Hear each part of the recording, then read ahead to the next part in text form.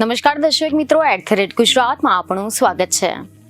નર્મદા જિલ્લાના સત્તા અને સાઠ મારીએ ચઢેલા બે આદિવાસી નેતાઓએ હંમેશા રાજકારણનો પારો ચઢેલો રાખ્યો છે। આ બંને આદિવાસી નેતાઓ દિગ્ગજ અને જાણીતો ચહેરો બની ગયા છે। આ નેતાઓ છે ભાજપના સાંસદ મનસુખ વસાવા અને આમ આદમી પાર્ટીના ડેડિયાપાડાના ધારાસભ્ય ચેતર વસાવા। ત્યારે આ બંને નેતાઓ ફરી એકવાર જનતાને પડતી અગવડતાના પ્રશ્નોને લઈને આમને સામને આવી ગયા છે।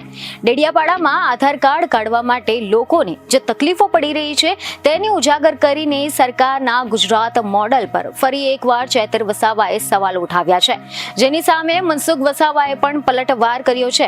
આ વિશે જો આપણે ડિટેલમાં વાત કરીએ તો મીડિયા રિપોર્ટ અનુસાર એવી માહિતી મળી રહી છે કે નર્મદા જિલ્લામાં સુવિધાઓનો અભાવ હોવાની વાત સાથે ચેતર વસાવાએ સોશિયલ મીડિયા પર એક પોસ્ટ મૂકી છે, જેમાં ચેતર વસાવાએ જણાવ્યું છે કે ડેડિયાપાડામાં આધાર કાર્ડ કાઢવા માટે લોકોને આખી રાત બેસી રહેવું પડે છે, પરંતુ તેમ છતાં પણ અહીંયા કોઈ સુવિધા મળતી નથી। દેશમાં ડિજિટલ ઇન્ડિયા અને ગુજરાત મોડલના નામે ઢંઢેરો પીટી રહી છે, ત્યારે સત્યતા તો એ છે કે આઝાદીના 7 દાયકા પછી પણ આદિવાસી વિસ્તારોમાં સુવિધાઓ ઉપલબ્ધ નથી। નર્મદાના ડેડિયાપાડા તાલુકામાં લોકોને નવા આધાર કાર્ડ અપડેટ કરાવવા અને બનાવવા માટે મામલતદાર કચેરીના પ્રાંગણમાં રાત્રિ રોકાણ કરવાની ફરજ પડી રહી છે।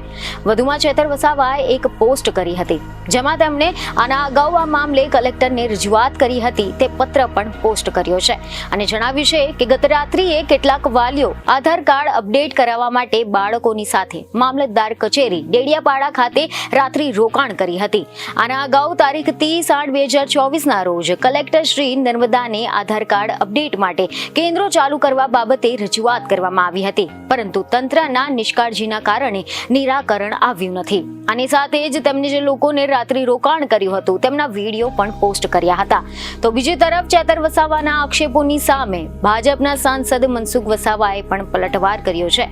અહેવાલો એવા મળી રહ્યા છે કે સાંસદ મનસુખ વસાવાએ ચેતર વસાવાના આ બધા આક્ષેપોની સામે જવાબ આપતા જણાવ્યું કે હેડ ઓફિસમાં ટેકનિશિયનનો સસ્પેન્ડ કરતા આમ થયું છે। હવે રાજપીપળાથી ટેકનિશિયન મૂકવામાં આવ્યો છે અને કામ ચાલી રહ્યું છે। સરકારને બદનામ કરવા માટે આવી પોસ્ટ કરી હોવાનો આરોપ લગાવ્યો છે। બીજને ખબર સાથે ફરી મળીશું। ધન્યવાદ।